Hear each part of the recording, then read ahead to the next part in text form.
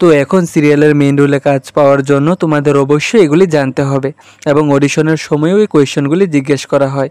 তো এখন তোমাদের বলছি জি বাংলা স্টার জলসার মতো চ্যানেলের নতুন সিরিয়ালগুলির অডিশন আপডেট। তো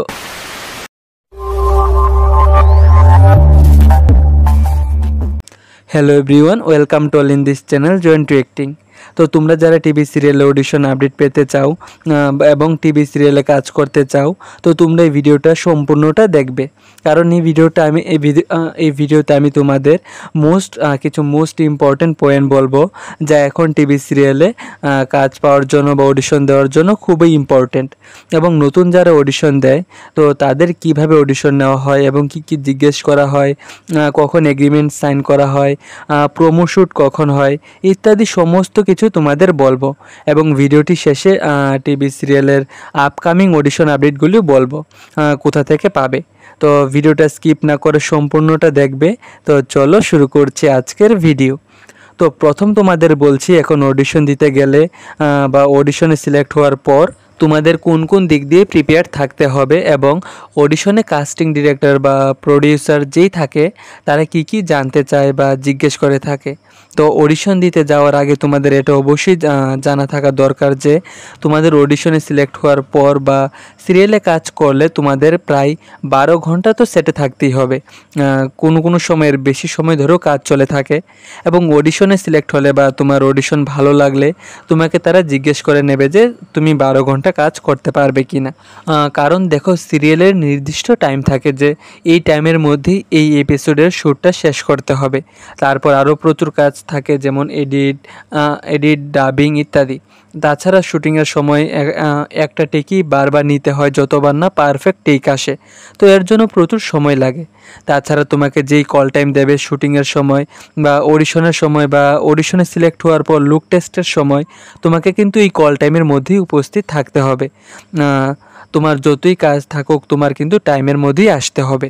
এবং যেদিন শ্যুটিংয়ের ডেট থাকবে এবং মেইন রোলে বা সেকেন্ড লিড রোলে যদি সিলেক্ট হও তাহলে তো তোমার প্রতিদিনই শ্যুট থাকবে। তো তোমাকে প্রতিদিনই সেটা আসতে হবে এবং টাইমে। শরীর ভালো না বা কোনো কাজ আছে এসব কিন্তু তারা দেখবে না, তোমাকে সেটা অবশ্যই আসতে হবে। কারণ একজন অ্যাক্টর যদি কম থাকে তাহলে কিন্তু শ্যুটিংয়ের অনেকগুলো সিন আটকে যাবে এবং একদিনের শ্যুটিংয়ের জন্য প্রচুর টাকা খরচ হয়, প্রচুর লোকের পরিশ্রম থাকে অফ স্ক্রিন এবং অন স্ক্রিন। তো তারা যেই ডেট দেবে বা যেই কল টাইম দেবে তোমাকে উপস্থিত থাকতে হবে। এবং একজন ভালো অ্যাক্টরের বৈশিষ্ট্য হলো টাইম মেনটেন করে চলা। তো তোমাকে এর দিকে অবশ্যই লক্ষ্য রাখতে হবে।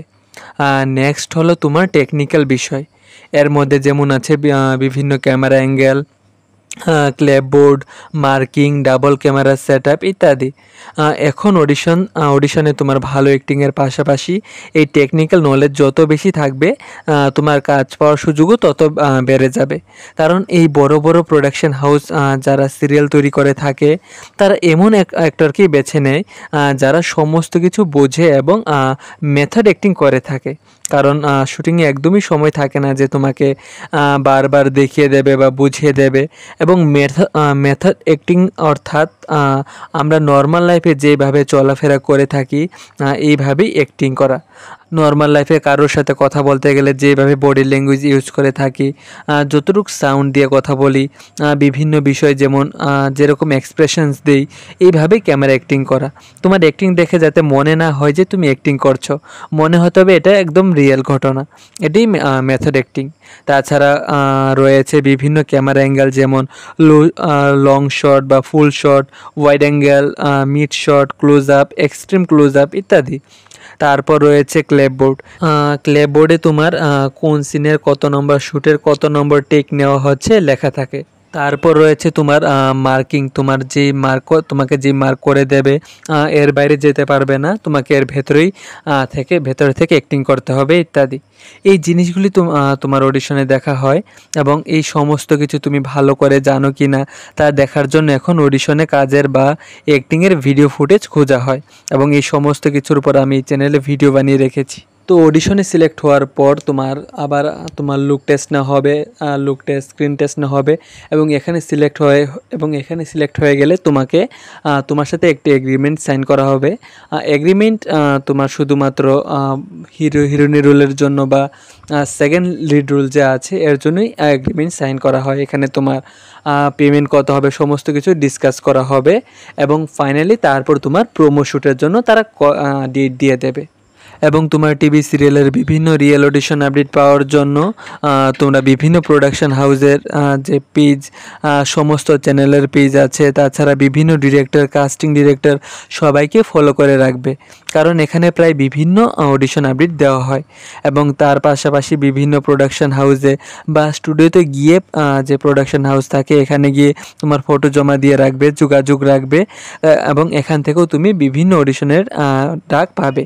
এই সমস্ত টপিকের উপর এবং অডিশনের উপর ডিটেলস ভিডিও বানানো আছে, তোমরা চ্যানেলে গিয়ে দেখে নিও। এবং অডিশনে যাওয়ার আগে তোমার সমস্ত কিছু ভালো করে জানতে হবে, বুঝতে হবে, তাহলে তোমার জন্য সুবিধা হবে।